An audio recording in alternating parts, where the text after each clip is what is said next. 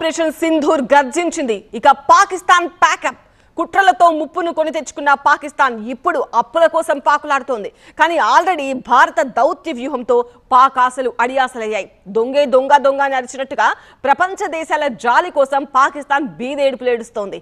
ఇన్నాళ్ళు ఉగ్ర బూచిపై ఊరేగి ఇప్పుడు భారత్పై విషంగా కాలని చూస్తోంది. సూర్యుడిపై దుమ్మెత్తిపోస్తే ఏం జరుగుతుంది? పాక్ ప్రయత్నాలు అలాగే బెడిసి కొట్టాయి. మరోసారి అంతర్జాతీయంగా పాక్ ఇజ్జత్ బేకారైపోయింది. భారత్కు అంతకంతకు మద్దతు పెరుగుతోంది. ఇక పాకిస్తాన్ అప్పు కథా చిత్రంపై సోషల్ మీడియాలో ఒక రేంజ్ లో పంచులు పేలుతున్నాయి. పాక్ పరువును పంక్చర్ చేస్తున్నాయి.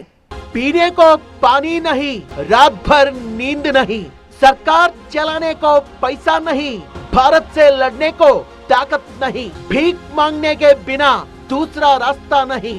देख भाई देख, भीख मांग रहा है पाक, ये भी झूठा वो भी झूठा, पाक का हर एक वादा झूठा।